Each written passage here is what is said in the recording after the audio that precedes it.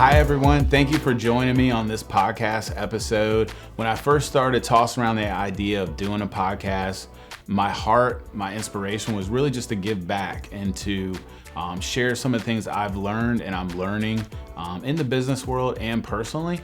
And so I hope you really enjoy this episode, enjoy other episodes. And if you like it, please share, please comment on it because I really enjoy seeing that. And I hope you enjoy this episode. All right, welcome to this episode of Winning with Beckwith. Today is a very special day, and I would say we have a legend on, but apparently I say that about everybody. So Colin has been somebody that has been around the beginning of the podcast, helped get us set up. So he's been behind the scenes a lot, so thank you for that. Absolutely. So it's Colin Pomory. That's excellent. Did I get it? 10 out of 10. All right, go ahead and tell us what you told me earlier right before we started and recorded about your last name. My last name, with its spelling, only my family has that spelling in the entire world. There are a lot of fakes with Pomeroy.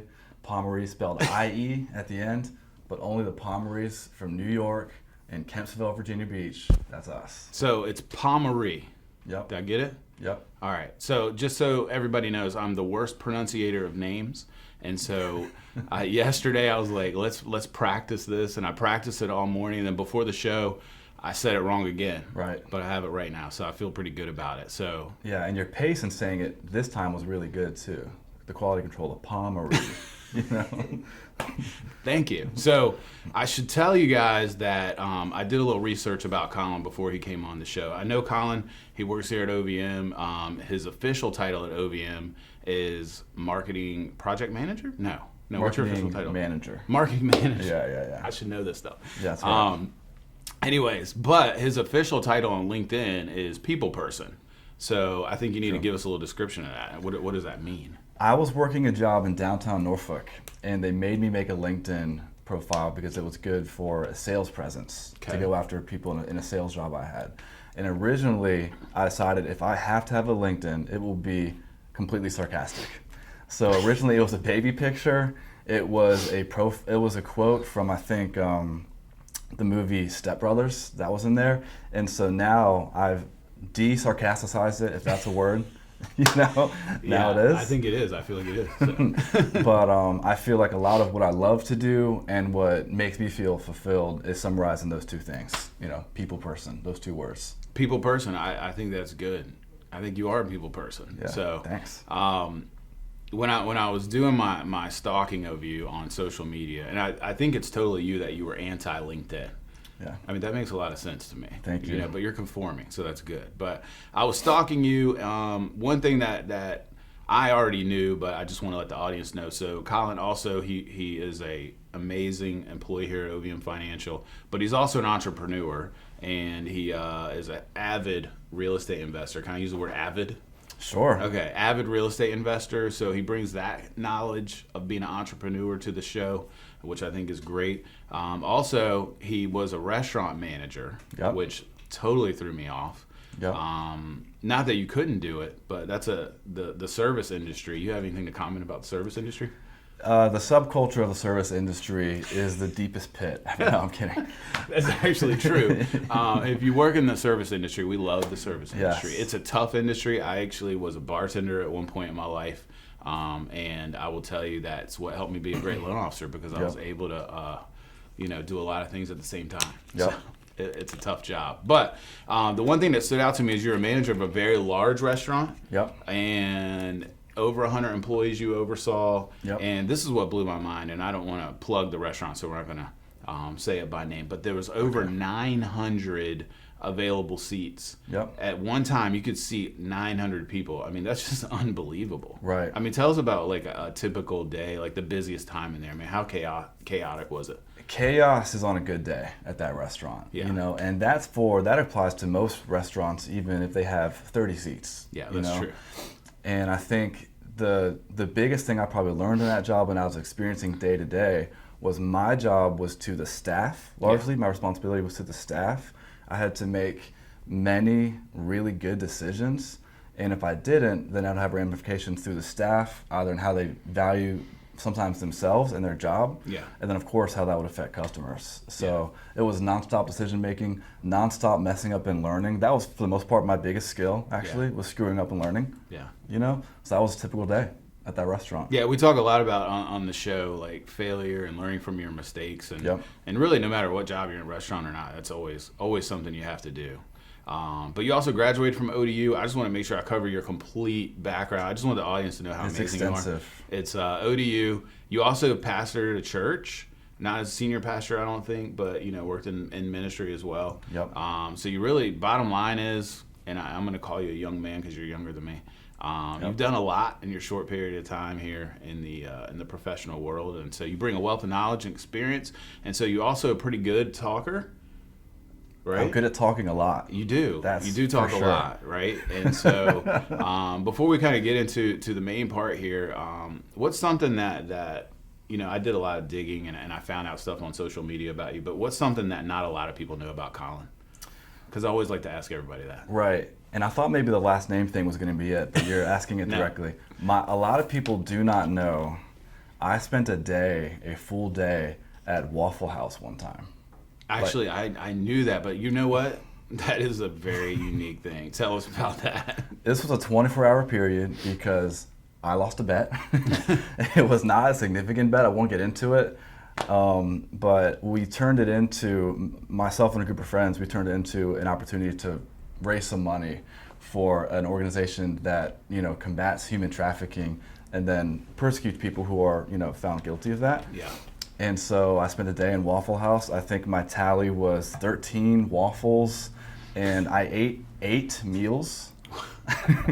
And basically, it was an Instagram campaign, all organic. I just went on my story. People came throughout the 24-hour period, a big group to start, a big group to end, and people throughout, and kind of hung out with me at Waffle House. Yeah, and I think you asked me to donate, which I did. I feel like if I didn't, I'll send you a Venmo after. Right, that sounds good. Yeah, perfect. I don't think you did, actually. Really? No, you did. I was trying to get more money. All right. So, no, I think that's a great cause, and I think that's amazing. I think more people should do that. Maybe some of you guys here on the audience. Maybe we do go it spend annually a day together. Together, I think I might be able to get somebody on my team there. Yeah, right. Yeah. Anyway, so I wanted to have Colin on, obviously for all the reasons we just talked about, because he is amazing and has a lot of knowledge to bring. But also he challenges me a lot, and he's been sending me some questions on some thoughts that he thought you guys as the audience would want to hear on the show. And so we're kind of just going to do this together. He's going to bounce some questions on or off me. Oh, no, that's not what I mean. You're going to bounce some questions towards me, and then I may bounce some back at you. We'll see how it goes. Okay. So, all right, let's see what great. you got. Yeah. Well, Matt, the thing people can know about you without knowing you well is you are a high-producing, successful business person. Okay. That is the outcome. I like compliments. That's so an outcome. Should we wrap it up? Is that the first time making that joke? No. That's good. I got to write that down. That's really good. It's just straight flattery for 23 more minutes here. That's good. I think we got it. And that usually, when it's in a healthy organization or from a healthy person, is the outcome of a lot of very sound, small decisions that the person makes. Being a successful, high-producing business person, bakery, florist, lending, like what we do here. As I've gotten to know you for the past year and a half, noticed a lot is how deliberate you are with your people and how much you invest in them, both from a corporate perspective, like literally our corporation, and then corporate from the Matt Beckwith team, and of course, individual kind of plans for people's development. And so I'm interested in that topic. I could talk about that for years. I could go to school for that for the rest of my life. And so I have some questions about that for you. Yeah.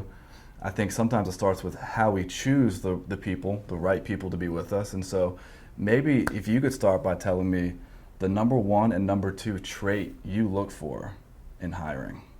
Yeah, so for me, that's really easy. Okay. I'm glad you asked that question. I've talked about this a little bit on previous episodes, but for me, the number 1 trait I look for, and so it's more difficult in the hiring process to identify this trait, but to me, the most important trait to have somebody on your team is loyalty. And so when you have loyalty, to me, that trumps a lot of other downfalls, I guess is the Sure. word. So, not that loyalty is everything. If you can't do your job, you can't do your job. Right. But to me, if you can identify somebody that through thick and thin, because there's always going to be ups and downs in business. And I think, when I was starting out in the business world, and I started out very fast, and I remember thinking, this is easy. Right? How naive I was. And everybody around me kept telling me, it's not easy. And I had some great mentors back then, but I didn't listen to them. So mentors are only as good as if you listen to them. And so I definitely never listened to them. But the one thing that I've learned is there's always ups and downs. And so having loyal people around you is definitely the number one trait I'm looking for in somebody. Okay. The second thing, if I had to pick a second thing, is effort. Right, loyalty and effort. Yeah. When somebody is willing to stop what they're doing to correct a problem, and I'm not saying, and working hard and work ethic is very important. And that doesn't mean you work, 15 hours a day. It just means like while you're working, you're putting forth your best effort. Right. Yeah. You're not standing by the water cooler, for too long. But I do think staying by the water cooler is a different topic, and we can talk about that. 30, 45 seconds at most. Yeah.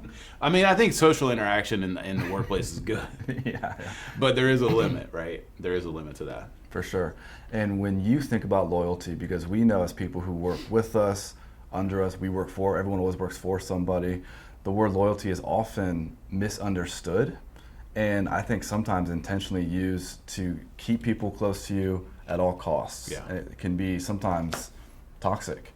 So how do you navigate that word? You talk about it boldly. You're kind of at it. That is a tentpole thing, I think, for Matt Beckwith. But how do you navigate sometimes the connotation with loyalty? That's actually a really good point, because I think a lot of people could misunderstand that. So loyalty to me isn't necessarily like you would take a bullet for me, right? Yeah. Which I think is good. Like no matter what, I'm sticking with you, right?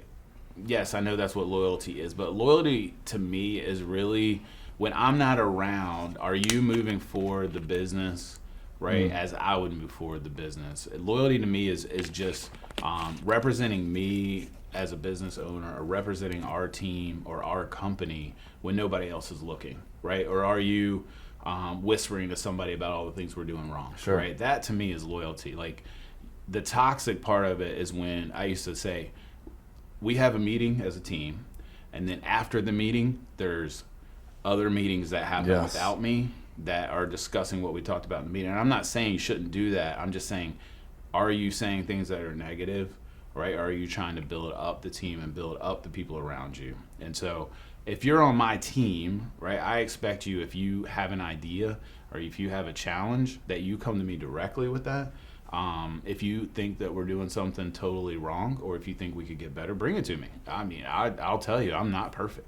Right, and I think every leader has to have that mindset. There's a lot of people around me that are way smarter than me, and so bringing those ideas to me in a healthy way is good. So loyalty is representing the team or representing the business in a way that's positive and not negative. Yeah, I would be taking notes right now, but I can't because I'm your co-host. So that would look weird if I was typing. You can. I take notes sometimes. So that's good.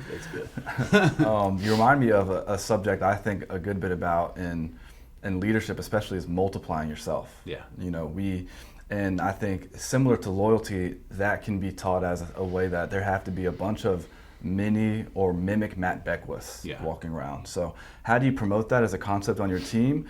And how do you promote layers of management under you to be able to have those kind of very honest, sometimes not pleasant conversations while still maintaining loyalty and they're being authentic to themselves? How do you do that?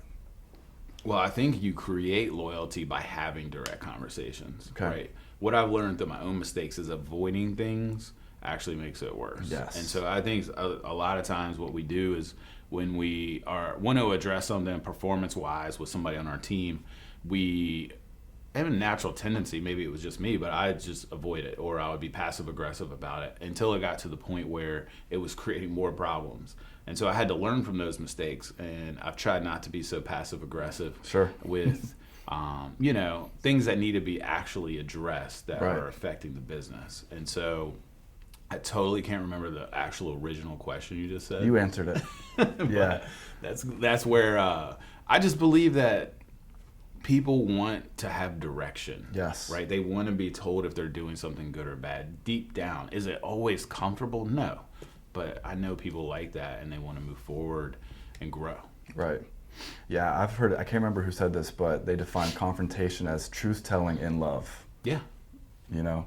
I don't like the word confrontation because I use it too much too. I'm like, hey, sometimes what we think is a confrontation actually isn't really a confrontation, right? It's just how you're viewing that conversation. Yeah. Sorry. That's great. No. I defer to you. Yeah. You know, on these things. Question that's from a different perspective. What, maybe in business or decision when it comes to what to do with your family or just in general, what do you do when you don't know what to do? That's a deep question. I think that for me, I try to just take a step back. Okay. And if it just depends on the situation, right? If you don't know what to do, I think that's normal, right? But I think seeking counsel from people that are like-minded is really something I always try to do in those situations. And you have to be careful with who you bring what situations to. Sure. But you have to know who your inner circle is. And I have a really good inner circle of friends that are leaders in other organizations that I can talk to that aren't in my life necessarily at a business level, that I can bounce things off from a non-biased opinion. And I know they're going to give me opinions that I can trust. Sure. Now, with any opinions, it still has to be filtered through, you know, and digest it. It doesn't mean you always go with somebody else's opinion. Right. But you hear it out, and then you try to make the best decision possible. Sure. Do you have any people, because I'm pretty strict, I think is a word I would use, or regular with the type of mentors who I seek out. Yeah. And there are some for me who I know in areas of my life fundamentally would see things from a different perspective. Do you approach relationships like that as well and try and learn from those guys, or does it have to be, what alignment has to be there for you to see someone as having a valuable kind of coaching or mentorship voice? I mean, for me, it has to be somebody that loves Jesus, number one. Yep. And number two, well, there really is number two. There is no number two. I mean, that's pretty much it. That's 1 through 1 million. But, you know, when I look at individuals' priorities of the people I'm closest to, like when I'm sitting down with them, we can be like, hey, how's your marriage going? Sure. And they could come back and say, you're an idiot, right? Like, that's the kind of relationships I seek out. Not people that are going to be, oh, yeah, that's a great idea when it's a horrible idea. Or, hey, yeah, your wife is horrible. Right? She shouldn't have said that to you, or whatever the case is. I want people around me that are going to tell me the truth. Sure. Like, hey, why did you do that? You should have got her flowers for her birthday, or whatever the case is, right? I want people like that around me. And the turning point for me, I remember there was a situation where the wife and I got in a little bit of an argument. I know that's hard to believe. It is. But we do every once in a while. And so we went, I was talking to one of my closest friends about it, and he literally told me I was an idiot. And this was probably 8 years ago now. I'm still close with him, but he was like, yeah, you're an idiot. Go apologize and, you know, go from there. Yeah. And I was so, at that point, in my mind, I was so in the right, and I wasn't. And so having people around you that are going to hold you accountable and not just be yes men is key. Yeah. Well, I was hoping you were going to say that. That's exactly how I feel. I think to lead other people and just be a healthy person, it starts with how we're leading ourselves. Yeah. And self-leadership is not something I think, I don't hear it that much. Do you hear that concept out often? I mean, I've heard it, but it's not that often, yeah. You know, and so I'm curious about, like, to put practical handles on things. What are the disciplines Matt is doing throughout the day, week, month, you know, for reading, learning, like fitness? Like, what are the things you're doing that you've got to be, that gets you to a baseline of, I'm ready to have somewhat of overflow to give to people? You know, as you were asking me that question, I got really distracted. I was thinking about something. The hat choice. Right. I like the hat choice, but we were talking about something, and I know this is way off. I want to come back to that question. I did listen to the question. I think it's important to know that Colin picks out his hat or his shoes first. Actually, I can't remember. That is exactly what I told you. And people may not know this, but I'm not just a guest on this podcast. I was the inaugural guest That's right. on the Winning with Beckwith blooper reel, I think, which was 7 months ago. Yeah. And you're also not going to believe this. That was my headline in LinkedIn for a while. And people would connect or be like, and what is that? The blooper what? Yeah. And I would explain it. It's like I spend way too much time doing that stuff. Yeah. You know? That's it. So I just want everybody to know that I think it's important because it made me think about like what part of your clothing do you pick out first? Yeah. And then what do you base it around? Yeah. Right? So I'm going to be honest. I typically pick out my shirt first, and then I try to build around that. So give us like what do you pick out first? Because this is obviously very important. I own 39 hats. Okay. I'm a hat guy. As a company, our investment into hat culture is probably what won me here. Yeah. And that's why I work at this job. Yeah. And we do have a good hat culture. And so I pick out my hat typically first. And then if that's going to be an accent piece or more of a matchy piece, that kind of determines where I go top down. Okay. And then where do you determine the gold chain? I mean, is that like part of the hat, or is that later, just the accessories? The gold chain is there. I mean, do you want the honest answer? I can tell you. This one is regular because it's special to me. This isn't a chain, it's just obviously the necklace. Okay. This one is going to be above shirt if it matches the watch. Yeah. Under shirt if I'm wearing maybe a silver watch of mine. Yeah. Okay. All right. Back to the podcast. Right. That was I don't know. I actually have never been diagnosed with ADD, but it may be there. Anyway, so you were asking me about my disciplines. Right. Right now, do you mean like morning disciplines or? Yes, morning. You know, do you have something you do weekly, monthly, like getaway stuff? All your habits that kind of you have in place. So this is what I've learned about habits. They're always adjusting and changing. Yep. And so. I think with any habits, for me, what I've had to learn is consistency of the habit over a long period of time is key. And what I mean by that is like, I think for me, my personality was I would start a habit and then I would miss a couple days.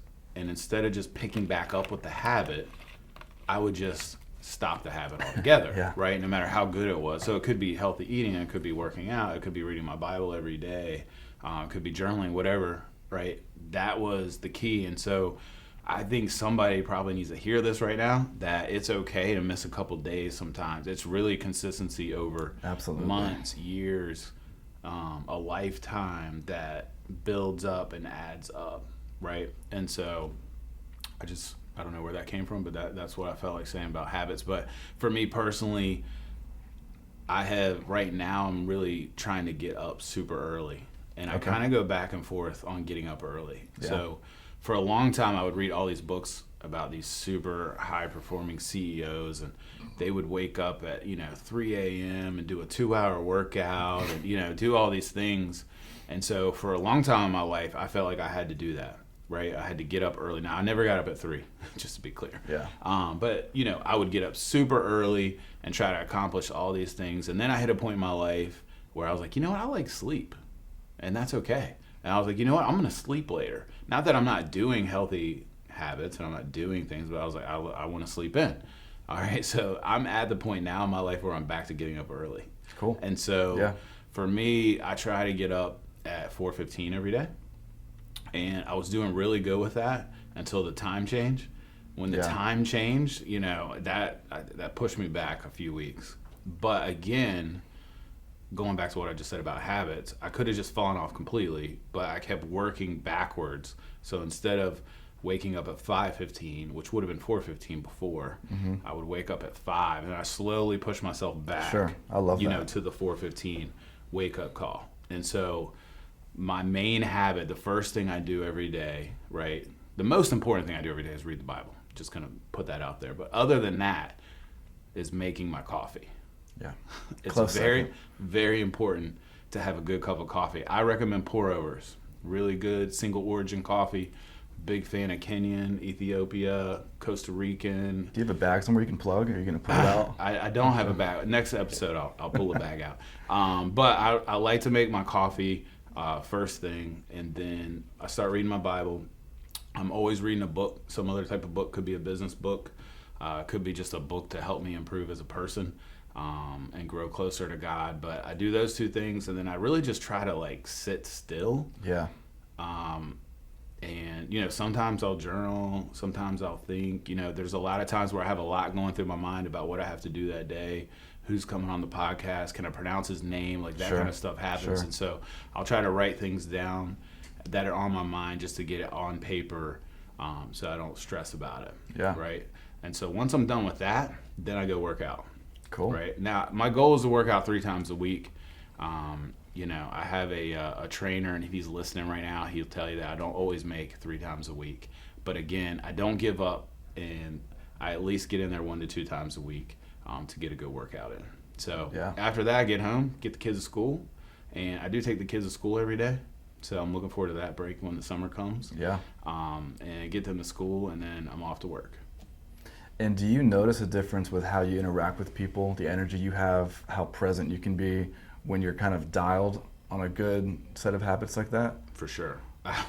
When I'm not dialed in, right, if I didn't go through my normal routine in the morning, I'm not the most pleasant person to be around all the time. Sure. Right? I can definitely slip into negativity and slip into handling things how I shouldn't handle them. I could do a lot better. I do a lot better when I'm sticking to my habits, for sure. Very cool. More on the people side, especially here at OVM who work with you. What are some of the things you do? I know you've got, is it a weekly team meeting? So we have a daily team meeting. Daily team meeting, what is all of it? Stuff that is developmental, stuff that's literally information dissemination about, your business. Yeah. How are you communicating with them with all like the structures for them to grow? How do you do that? So before the COVID shutdown, I would say my meetings were very sporadic, maybe weekly. Okay. Right. When we moved into everybody working from home, I realized real quick that was a weakness in our team. The information dissemination, the coaching. Sure. It was happening, but it wasn't happening in an organized manner, and so that's really where the daily calls started. Number one, I had to make sure these guys were awake because I wasn't sure if they were working or not. And so if I wasn't sure they were working, it's funny because when we started doing Zoom calls at first, people would show up in their pajamas onto the Zoom call, and I made everybody turn their camera on. That's just important to me. And so then I made a rule, no pajamas, right? But when I made that rule, it was because somebody had their robe on, right, with no shirt on underneath. And I'm not going to mention any names, but his name's Eugene. Yeah. And, literally his whole chest was open on the Zoom call. And I'm like, hey, I know this is way off base. It's just funny. So then, the next call, people had tank tops on, and it was just bad. So then I told them they had to wear a collared shirt. I didn't care what pants they had on. Yep. But you at least had to look respectable on the Zoom call. And so once we got past that, then we're able to actually have productive calls. And so it's really important. So what we do on those calls is we talk about things that I'm seeing, right? It could be underwriting guidelines, right? Sure.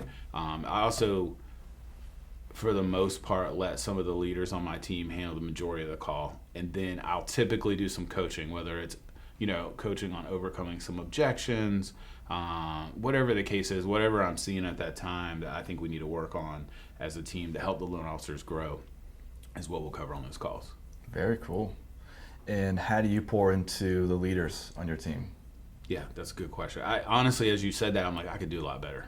I could do a lot better with that. But I think with leaders, I think giving them that responsibility and authority and having conversations with them in their improvement, they're not any different than anybody else, right?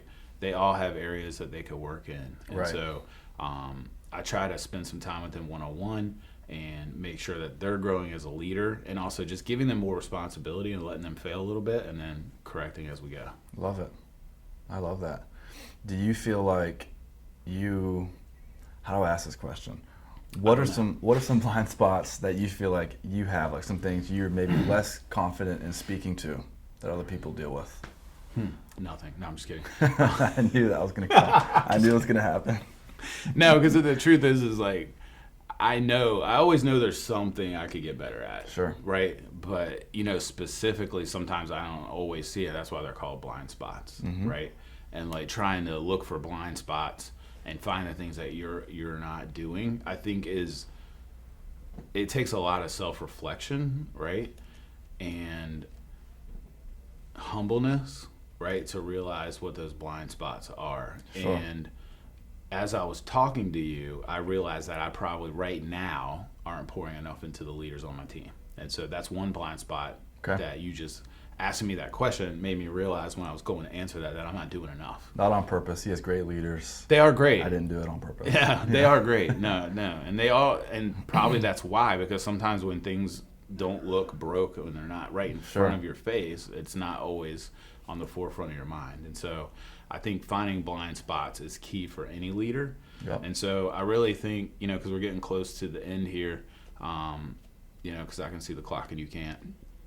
I think that's just a kind of a good way to wrap up. Like, as a leader, I really believe that even for myself, like, we have to find the blind spots. And so I think it's okay to ask the people around you what they see for the blind spots. And I think also it just takes time to self-reflect. And sometimes if something is failing that you're in charge of, it's probably your fault.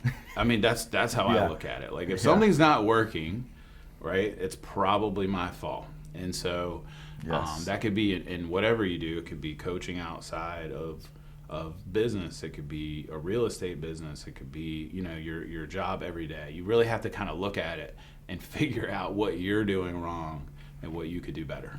Right. So, any other last minute questions? Any Hail Marys? Man, you covered the spread on that one. All right. So a couple key points I want everybody to remember. Okay. It's Pomory, very famous. It's paramount. Okay. Yep. When you're picking out your outfits, go with the hat or the shoes first. Very important. Yeah. But there's probably a third thing I'm not thinking of. Oh, gold chains. Make sure you wear a gold chain with every outfit. I think that's important. That's huge. But thank you for co-hosting. I mean, of course. There was no preparation to this. You literally just showed up with some questions, and I appreciate that. Absolutely. Thanks, everybody, for tuning in. I really appreciate that. Please take the time. If you know anybody that you think could benefit from the podcast, really, we're just doing it for you guys, right? I definitely don't get paid any extra for this. Right. Right. Me. But if Fiji, just so you guys know, Fiji, I love Fiji water. If you guys want to, sponsor us, we're always available. I'll take the call. Sure. So thank you guys, and please tune in to the next episode.